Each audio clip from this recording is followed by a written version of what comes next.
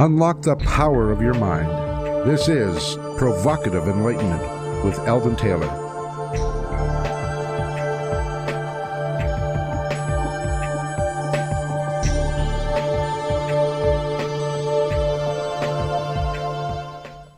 Welcome and thank you for joining us today. The next hour is devoted to learning something more.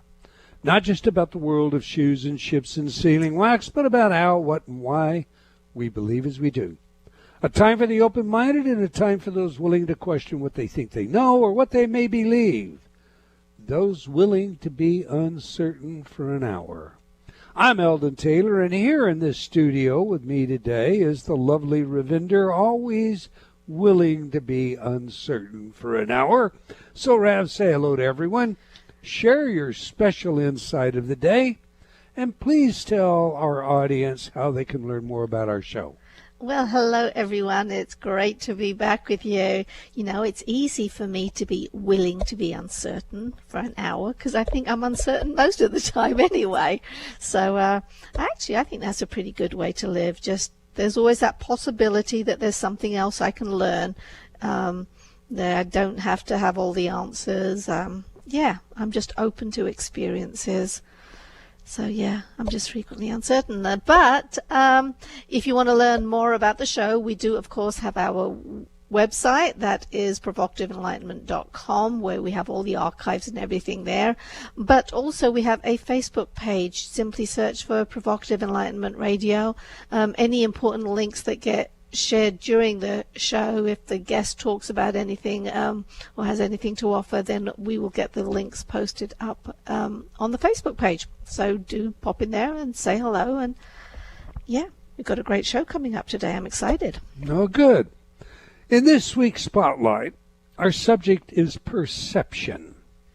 If you look at Goodreads for quotes from authors, the first one you find under my name says this: "The absolutely awesome, incredible power of belief is the genie in your life." Indeed, in my book, I Believe When What You Believe Matters, the takeaway after examining all of the science can be stated this way: everything you believe matters. Belief shapes expectation, which forms perception. Well, so what? I mean, what does that mean? Well, consider this. A new recent study announced, and I quote, "Negative spiritual beliefs are associated with more pain and worse physical, mental health." The researchers found that folks who felt it was their karma suffered much more than those with no such belief. In other words, if your belief system includes the idea that disease and sickness are trials or punishment, then the suffering will be much more intense. Now, that makes perfect sense when you think about it, because expectation becomes perception. Let me flesh that out some. Many believe the reason the Incans were taken over so easily by the conquistadors was due to a prophecy regarding the arrival of the gods. The late scientist Candace Pert argued that when the Incans first saw the arriving Spanish ships, they believed the prophecy was coming true, as they had never seen ships like this before. They had no frame of reference, and as such, when the men with what appeared to be golden hats started to come ashore, what they saw were gods walking on water. Because of the belief, there was no resistance until it was too late. Expectation, that of the imminent arrival of gods based on prophecy, led to this fatal perception. Over and over, research informs us that what you truly believe is what you manifest. Now understand, what you manifest is based on your perception. So there is a circularity here. Recent studies have shown that there is a difference in brains between the optimistic and others. In a headline appearing in Medical Daily, we were instructed that optimist or pessimist brain scans show positive and negative people really do think differently. The study revealed not only a different hardwiring, but the necessity of a different approach when helping your pessimistic friends. You can't just tell them to be positive, for that strategy won't work. Instead, the approach should be one of evaluating the problem in a reasonable manner. Just as we are hardwired in ways that direct our optimism, we are hardwired to believe. The brain is a believing machine, and I've blogged on this many times. The fact is, our very nature requires that we believe. We must rely on our understanding of the world or we'll go crazy, literally. Imagine how you would behave if you disbelieved gravity and were ever prepared for its sudden suspension. So, believe we do. Franz Anton Mesmer taught the world a great lesson. Using magnets, he was able to manipulate our so-called animal magnetic properties. He could magnetize a tree and lead a patient to the tree, and the patient would instantly be cured. The number of cures Mesmer is reported as achieving are nothing short of miraculous. But it turned out that Mesmer's magnets were not curing anything. It was the power of the authority and the subject's own suggestibility that brought about the cure. Belief in the cure was the cure. Expectation preceding perception, once again, or as William James, the great American philosopher, put it, belief creates the actual fact. In the delightful book, Kidding Ourselves by Joseph Hallinan, this sort of cure is called the medicine of imagination. Placebo research has demonstrated that given the right authority, some placebos are as effective or more so than the real treatment. Indeed, according to Hallinan, many of today's so-called wonder treatments are themselves nothing more than Mesmer's magnets. Hallinan is specific about some, including tapping and acupuncture. To support his case, he reviews a famous study where subjects were told they were being treated by acupuncture when in fact they were only touched by toothpicks. The group receiving the toothpick treatment received every bit the same relief as the group receiving acupuncture. In my book, Gotcha, some startling numbers are revealed by way of the number of physicians that routinely prescribe placebos for their patients. This is a worldwide phenomenon, and in the United Kingdom, where it is more prevalent, 97% of the doctors surveyed reported prescribing placebos. Now, why would they do that? Simply because it works. Bottom line, belief precedes expectation, which leads to perception, and perception is all we have. Those are my thoughts. What are yours? How about you, Ravinder? What do you think? You know, I think that was a fascinating front-end piece. I'm familiar with most of it, but there are times when you just bring everything together in ways that, they inspire me too. And, the power of the mind is absolutely phenomenal. And so respecting your own mind, to me, is a huge part of what we should all be doing. We should be aware of, how our minds can be influenced. We should be aware of how powerful they are. I think one of the best ways to do that is just to look at your Facebook page, because you come up with all of these fascinating scientific studies and stuff. It's just a quick way to remind myself to pay attention and how much more there is to learn. Well, thank you. That's kind of nice of you. What am I going to owe you for that afterwards? Big time, big time. Okay, every week I read some of your letters as our way of involving you while paying respect to the very important role you play in making this show successful. Our last show featured Mark Anthony, and Mark applied his mediumship skills with a number of callers. Richard wrote, following his on-air reading, "That was wild, such a short period of time, but he hit a home run. So glad I was able to get through on the phone lines this time." Michelle wrote, "Thank you, Ola, for taking my call. I cannot believe how specific Mark was. I am so grateful." Moving on, AJ wrote, "To change your subconscious mind and the way it talks to you, check out Eldon Taylor and his InnerTalk programs. I have experienced phenomenal success with his InnerTalk programs and recommend them to everyone." Thank you, AJ. Steve wrote, "Your letters are inspirational. I read your book, Choices and Illusions, like 10 times. He read it more than you did, Ravinder. He continues, I am reading your book, I believe, and I am listening to the CD that came with it. I think something is happening. I am walking around with a smile on my face all the time, and I am trying the beaming light thing also, and people are treating me different. I have never had so many people saying hi and smile at me. The first time I went to the store, I thought people are just having a good day, but the next couple of days it was still happening. I am seeing a difference in our customers' attitude as well.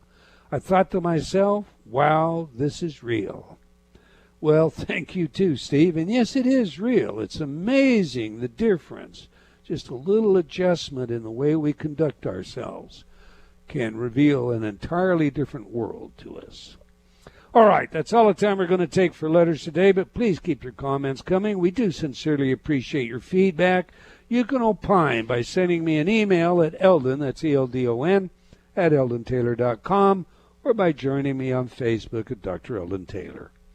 Now to today's show, ways to go beyond and why they work, 7 spiritual practices for a scientific age, and the Science Delusion with Rupert Sheldrake. Now, Professor Sheldrake has been with us before, but for those of you who may have missed that show, let me tell you a little about him. Rupert Sheldrake, Ph.D., is a biologist and author of 9 books, including The Science Delusion and Ways to Go Beyond, and Why They Work, sequel to Science and Spiritual Practices. He was a Frank-No Fellow at Harvard, a Fellow of Clare College, Cambridge, and a Research Fellow of the Royal Society. From 1974 to 85, he was Principal Plant Physiologist and Consultant Physiologist at the International Agricultural Institute in Hyderabad, India. He is currently a Fellow of the Institute of Noetic Sciences in California and of Shoemaker College in Devon, England. So on that, let's get him in here.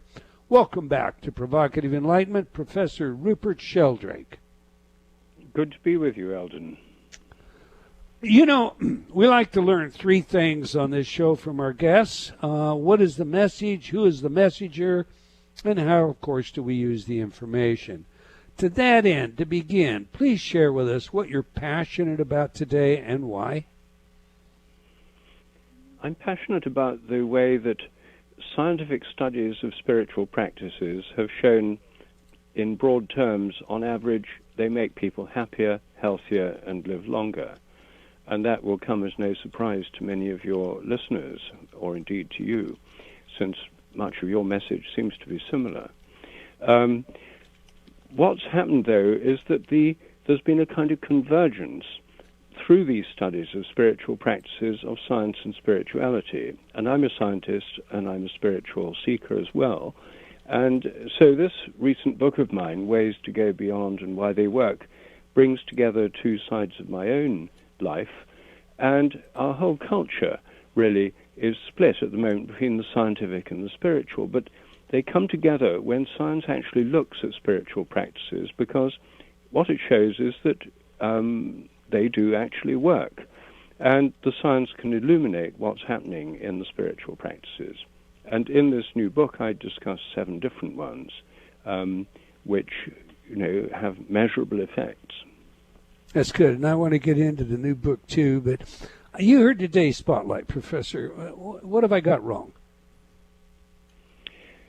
You mean about placebo effects and so on? I mean about perception, our belief predisposing our perception therefore creating our reality, and, that's what I'm talking about. I think it obviously is, I agree with much of what you said. The only qualification I'd add is that there does seem to be a limit to this. I do scientific experiments as a scientific researcher, and quite often I want an experiment to work, and sometimes it doesn't work. So if beliefs or hopes always condition perceptions, all one's scientific experiments would work, and they don't. So there is some kind of reality check based that comes into play here. But I think in general terms, our beliefs condition our perceptions. Our expectations affect the way we see the world. and we see things we expect on the whole. We miss things we don't expect. And so, yes, I think that's very true. And also, it's very true that placebo effects really work, and those depend on people's expectations and on their hope. And sometimes people say, well, you know, it's no use giving this drug. Here in Britain, we have something called the National Institute of Clinical Excellence, and they do what they call evidence-based medicine. And they sometimes find that even regular drugs or regular treatments are no better than a placebo. And the conclusion is, well, it's not worth giving it then.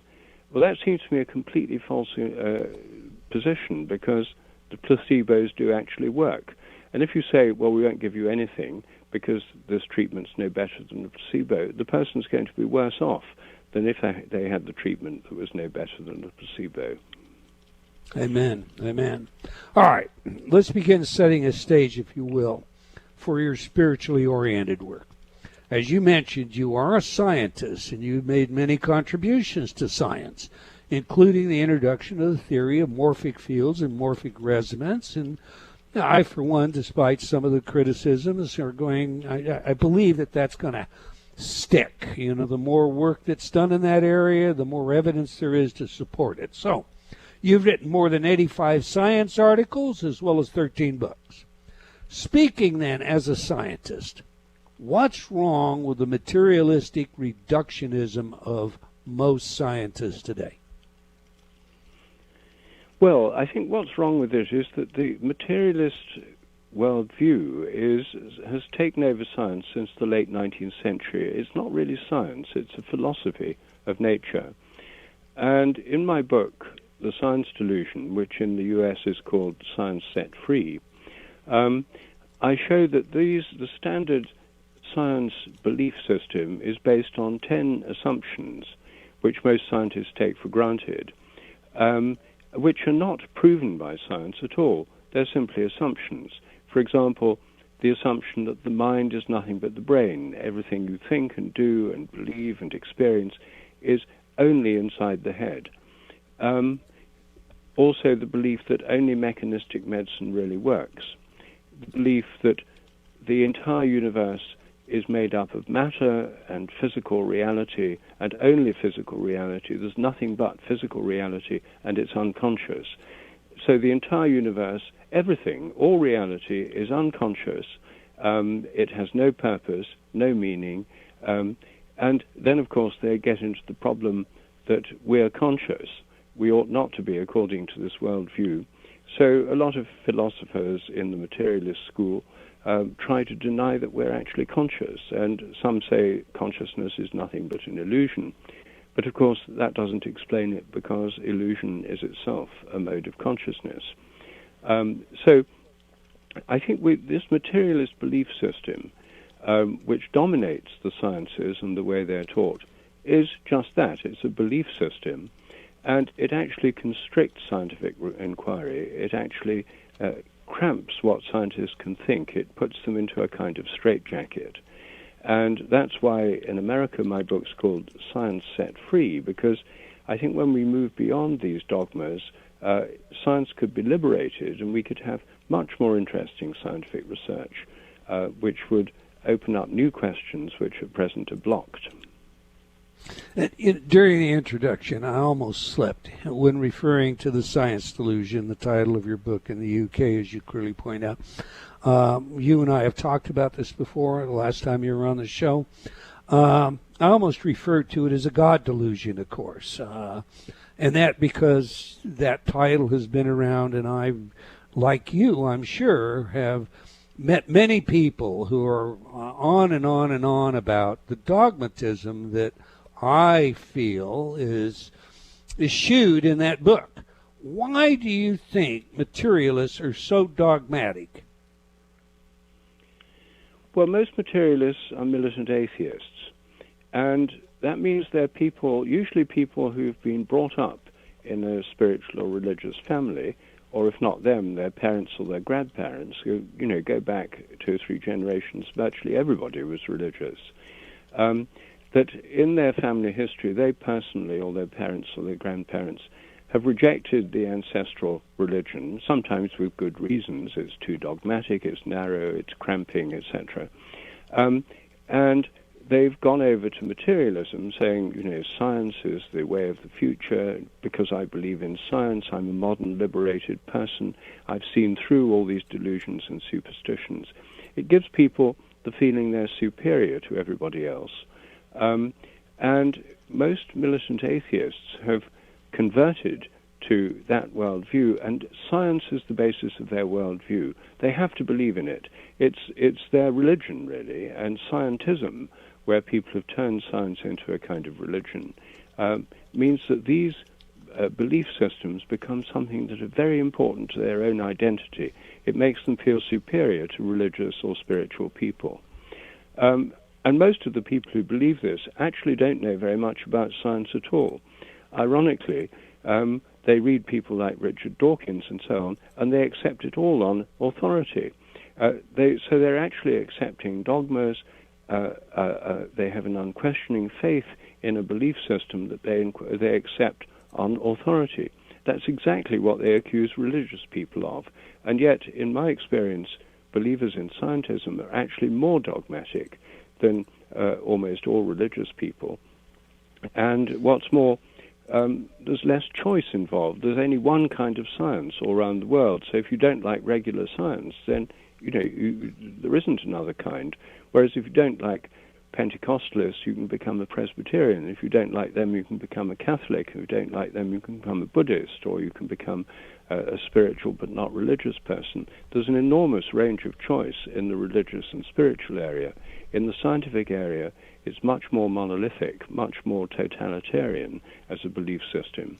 So people who find it challenged often get angry. I find that the opponents I have to deal with are not really open to science and reason at all. They're dogmatic defenders of a dogmatic worldview, which is a great shame because science is supposed to be about open-minded inquiry. And yet people with that belief system are not interested in open-minded inquiry at all. So once again, we have a situation where belief is predisposing the outcome. Absolutely. I mean, in fact, some of the best examples would be from the so-called skeptics, the kind of people who violently denounce the existence of telepathy or psychic phenomena in general. They just say they're impossible, there is no evidence, and even if they have experiences themselves, for example, telepathic experiences in connection with phone calls, then they'll just say, oh, well, it's not telepathy, it's just a chance coincidence, and dismiss even their own experience. And of course, a single experience could be a chance coincidence, but the pattern of these experiences is such that something really seems to be going on. So I think that we're dealing, they're in fact a very good example for what you were saying earlier about the power of belief and the way it shapes their perceptions of the world. All right. Many of the foundations of various spiritual beliefs are based on the idea that consciousness is non-local. I mean, moreover, it's often thought of as the material manifestation, if you will, of a non-physical nature inherent to life. It suggests a non-corporeal nature or even spiritual entity within life. Now, science generally tends to view consciousness, as you pointed out, as a property that evolved and arises naturally, known generally as emergent properties. My question, sir, what's wrong with the emergent property theory held by many scientists when it comes to mind and consciousness? Well, first of all, there's no way that totally unconscious matter, which is what they believe in, could somehow generate consciousness by means of a magic word, emergence. And that's one reason that a lot of materialist philosophers themselves are now going over to panpsychism as a philosophy of nature, namely the belief there's some low degree of consciousness even in electrons and atoms, to get round the problem of something totally different emerging from something of a completely different kind. That's the first problem. The second is that they think that it emerges from the activity of the brain, that it's all inside the head. But they have no evidence that everything you see as you look around you now, everything I see as I look around me now, I'm seeing things outside me in a room, pictures on the wall, plants in pots, and so on. All of that, three-dimensional in full color, is supposed to be inside your head, according to the conventional view. It's meant to emerge from your brain activities inside your head. Somehow, these three-dimensional virtual reality displays are supposed to be secreted by the brain inside the skull. Yet, I'm experiencing these images as being outside me. When I look at a plant in a pot in front of me, that plant isn't inside my brain.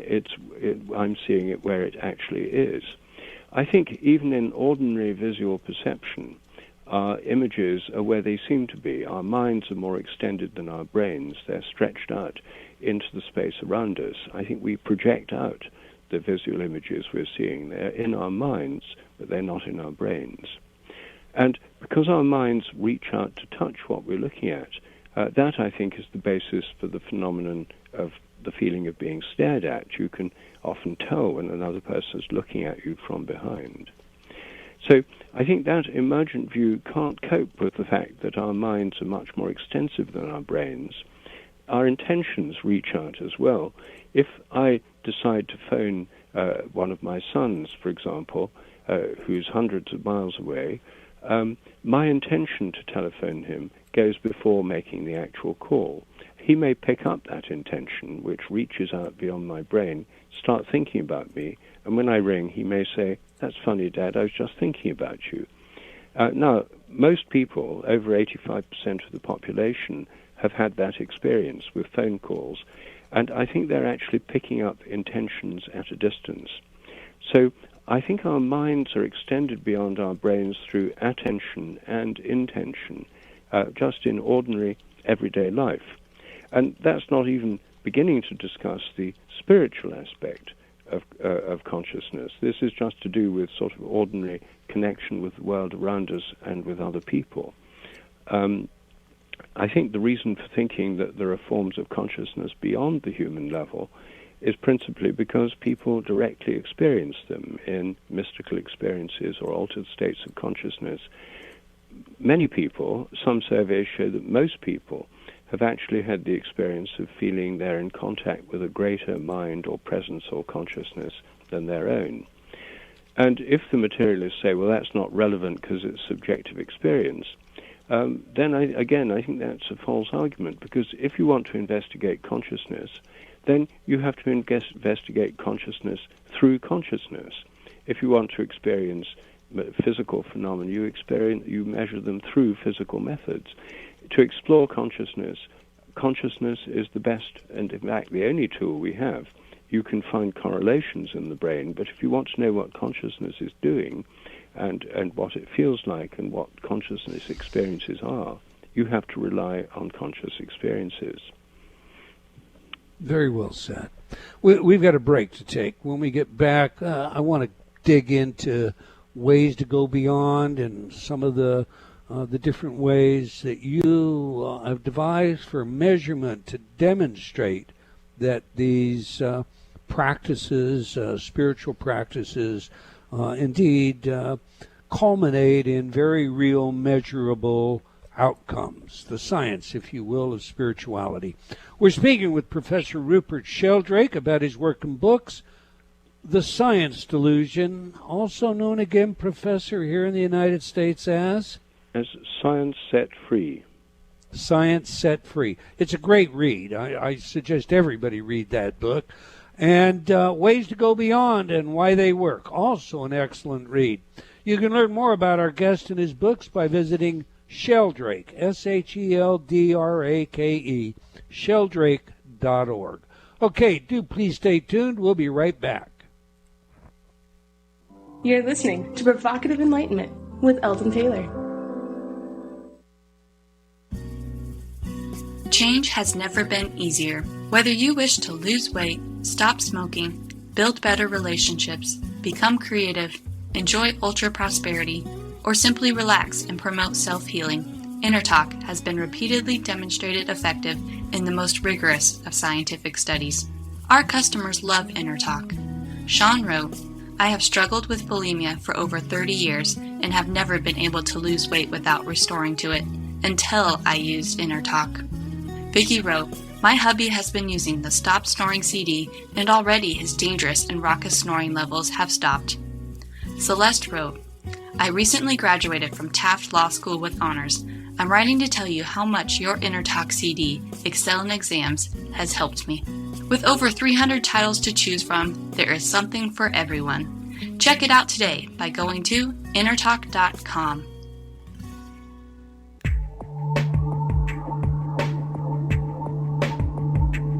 Unlock the power of your mind.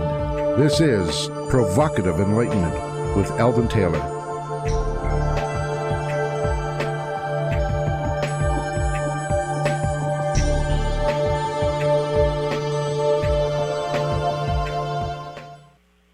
Welcome back. If you just joined us, we're chatting with Professor Rupert Sheldrake about his work and books, The Science Delusion and Ways to Go Beyond and Why They Work. You can learn more about our guest and his books by visiting sheldrake.org. Okay, every week we ask our guests for their favorite music that has some real meaning to them, some true significance. Music psychology is a field of research with practical relevance in many areas, a hobby of mine. So, Professor, you chose Birth a Basket by your son, Cosmo Sheldrake.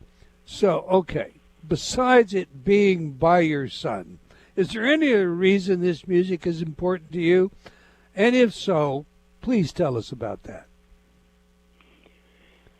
Well, Cosmo has a wonderful musical gift, which he's had, from a very early age. And, it's partly because his mother teaches singing and chanting, Jill Peirce. I'm a pianist. I come from a musical family. My wife does too, is Jill. And he has this amazing inventiveness of music. And one of the good things about Cosmo's music for me is that it's cheerful. It leaves me feeling more cheerful, more uplifted after I've listened to it. Some music's depressing, some of it's violent, some of it's telling horrible stories. Cosmo's isn't. It's happy music, and it's also beautiful music. So those are the main reasons I like it. It's also unusual, inventive, and creative. So obviously, I'm a fan, and obviously I'm biased. But Cosmo is. I just love his music. So anyway, that's why I chose one. When you asked me, it wasn't just family loyalty. It was that those are the songs I really like listening to. Okay, listen, while you're talking about Cosmo's music, this one was Birth a Basket. Tell our audience, where can they, get Cosmo's music? Well, he's got an album called The Much, Much, How, How, and I. And the best way is to go to his website, Cosmo Sheldrake, CosmoSheldrake.com. And there you can listen to various tunes there, and you can buy his album. His latest album, which has just come out, is on birdsong. It's called Wake Up Calls.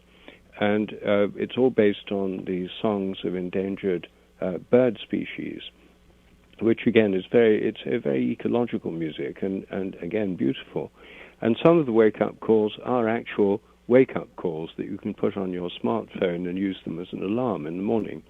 In fact, one of the ones on the album he made for me as a birthday present a couple of years ago, and my wife has it on her smartphone. I don't have a smartphone myself, but she uses it as an alarm clock, and you hear the dawn chorus, and then these lovely music coming through the dawn chorus.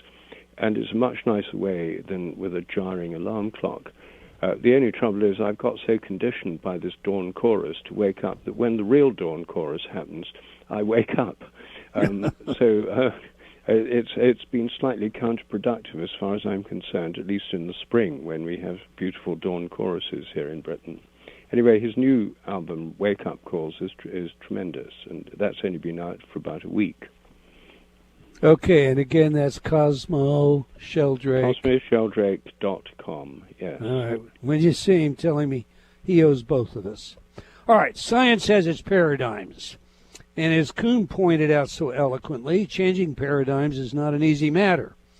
Please unpack the problem with science today as you see before we could ever have a paradigm shift. What has to happen? Well, I think what has to happen is that people have to realize the present paradigms are, first of all, their beliefs. That most people don't know their beliefs. They think they're facts. And they have, in the modern world, all the prestige that goes with modern technologies, smartphones, the internet, jet planes, and so forth, keyhole surgery. All of these are triumphs of science and technology. And most people think it must be true what scientists say, because all these things work. Well, they do work, and they're very impressive. But what people don't realize is that they're based on assumptions or beliefs. And the reason in my book, Science Set Free, called the Science Delusion in the UK, I actually outline these 10 basic beliefs and show what's wrong with them, how science has grown beyond them. The first step is to recognize their beliefs. They're not facts. They're not unquestionable facts. And secondly, I think then one of the most telling beliefs is this idea the mind's nothing but the brain. Consciousness is nothing but the physical activity of the brain. We have no free will. That's the materialist belief. It's just a kind of glow around the nerve endings. Consciousness doesn't actually do anything. This is so implausible that, and almost everyone assumes we have free will, even materialists. When they try to persuade you of their point of view, they assume you're free to choose to adopt it. And they'd like to believe they've adopted it through science and reason, not because their brain makes them say it. So I think that's the first step, to realize something wrong. The second step, I think, is, for many actual scientists, this comes through personal experience. We all have experiences that show we're not just machines with computer-like brains that have no emotions. I mean, it's so obviously false that when you realize that, you realize you need to go beyond that. Scientists who are religious or who've had spiritual experiences, or some through psychedelics as well, many young scientists have them through psychedelics, often get the sense that there must be more to life than this. And many scientists undergo a kind of personal conversion. The great majority of scientists pretend at work that they believe in the materialist worldview, but recent surveys in Europe have shown that only about 25% of scientists are fully committed to a materialist worldview. They pretend they believe it at work because you won't get jobs and you won't get career promotions and so on if you step out of line. It's a bit like communism in the Soviet Union. People pretended to believe in it in public, even though they had many doubts or disbeliefs in private, but they didn't like to say so because it damaged their career. But how many were true communists when the Soviet Empire fell? There were some, but not many. And I think it's like that within science today. And actually, if you look at scientists, take the whole world into account, the great majority of scientists now are not white Americans or Europeans. They're Indians, they're Chinese, they're Indonesians, they're Brazilians, and most of them have no real reason to believe in the materialist worldview. They're not sort of Western-type atheists. When I worked as a scientist in India, most of my Indian scientific colleagues, in fact, I'd say practically all of them, pretended to be sort of materialists at work, but as soon as they got home in the evening, they became fairly conventional Hindus, Muslims, Sikhs, or whatever, or Christians. They just led a kind of double life. So I think one of the things that will changing what scientists think has already happened on a large scale. Lots of scientists are sympathetic to the work I do, for example, but they always tell me they can't say so to their colleagues. It's a bit like gays in the 1950s. They're in the closet. So actually one of the things that will change it is when the funding becomes available for other kinds of research. Because right now, if all the funding goes to mechanistic materialist research, they'll have to go on pretending if they want to get their grants.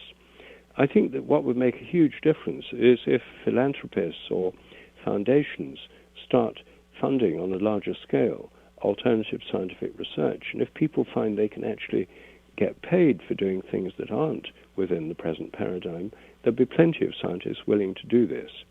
So it's partly a political and economic question. How do you change the funding system? And, you know, there's now more billionaires than ever before, and you only need a few eccentric billionaires to decide to put their money in a different way from the way it's usually put to make quite a big change. So a few individuals could actually change the situation quite dramatically. You brought many or some of these points together with, many, many more in a very coherent, I thought, presentation, Tedx talk on the Science Delusion, or, Science Set Free, as our U.S. listeners would find the book.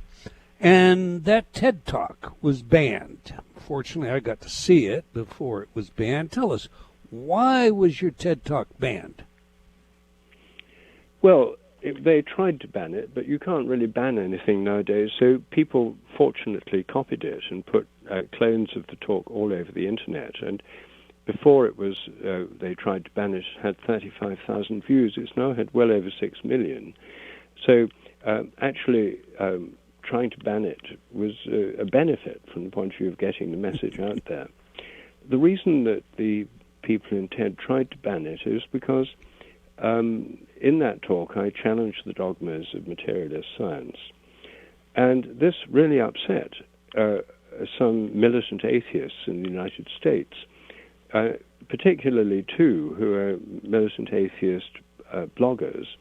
One's Jerry Coyne, the other is called P.Z. Myers. Mm-hmm. And they were totally outraged by what I said. When I said science was dogmatic, they were so outraged. They said science is so undogmatic that this talk should be banned, and of course proving my very point.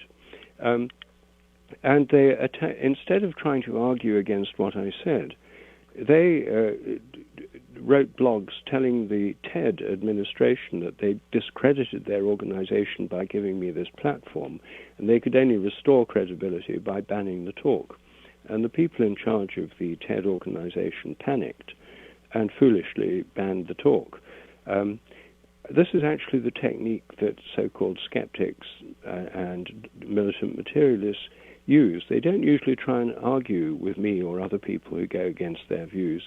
They try to deprive people of a platform or attack people who support them. And so anyway, that's what happened. And the result is that I think it was a great embarrassment for the TED organization. But the result is the talk's been seen by a great many more people than would otherwise have seen it. And in fact, any listener who wants to see it can simply put in Rupert Sheldrake, Tedx, and a version of this talk will come up on a Google search. So anyone who wants to see it can see it for themselves. And in it, I do try to summarize the points in that book. And I suggest everybody do exactly that. Go out there and find it. I didn't know that you could find it now. I heard it was banned. I didn't look again. It was crazy that they were banning it. I did do some background on it, but I didn't know it was still out there. I should have thought it would be. How do you kill something on the internet once it's there? Exactly.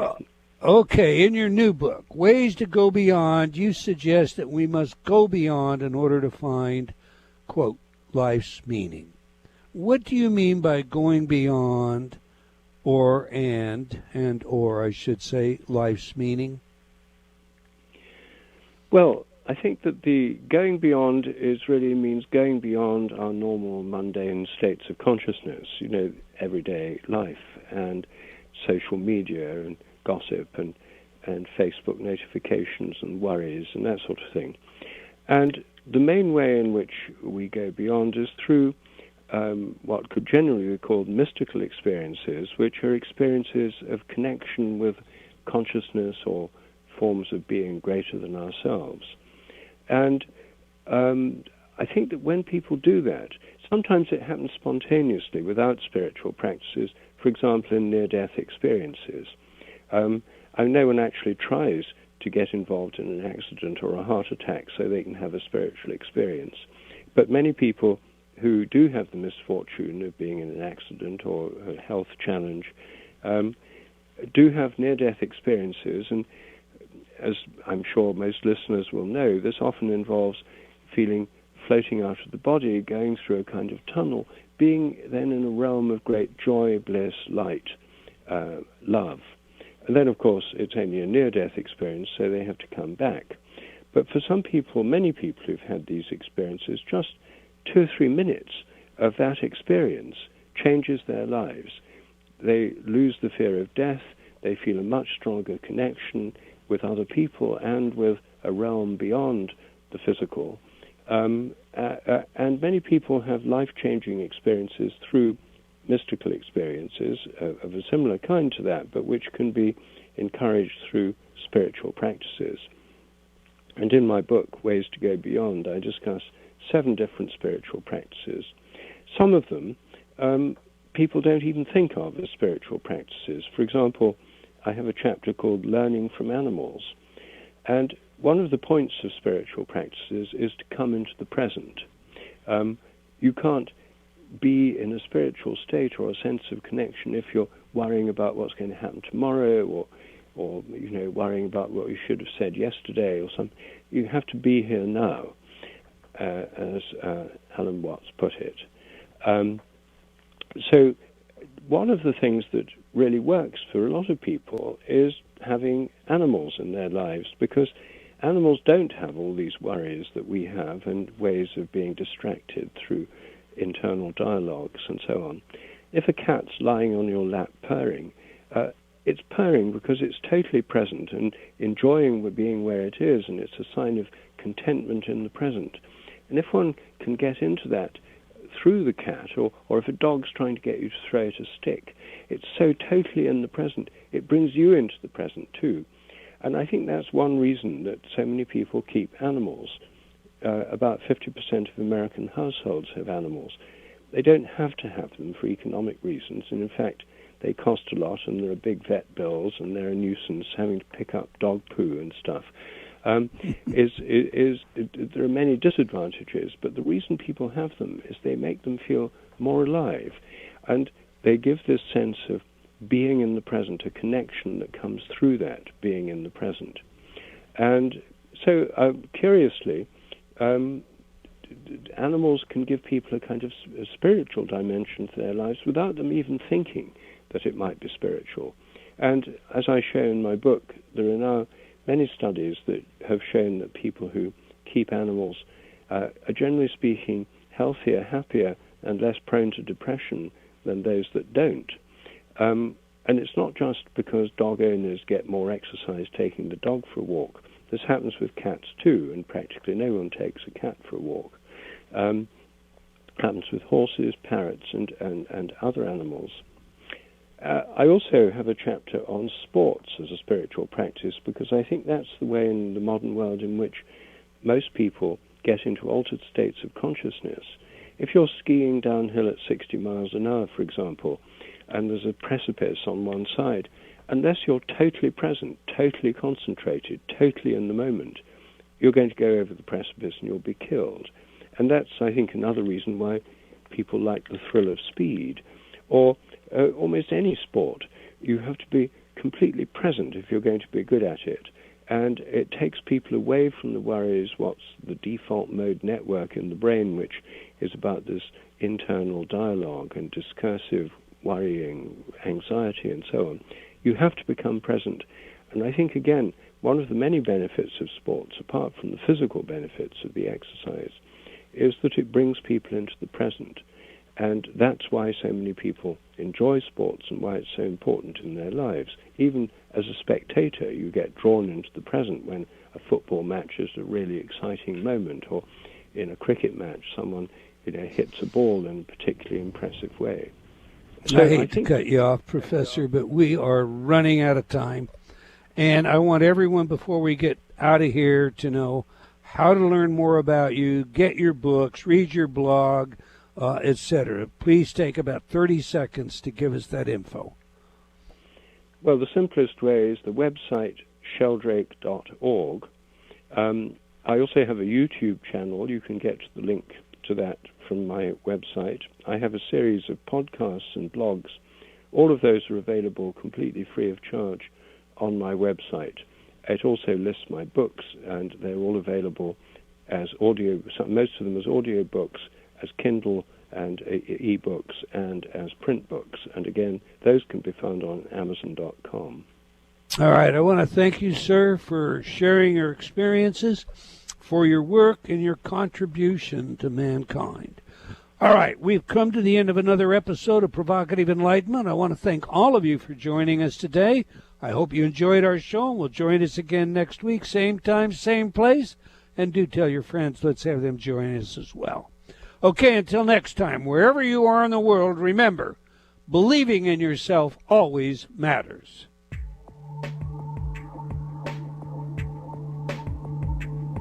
Provocative Enlightenment has been brought to you by Progressive Awareness Research and other sponsors.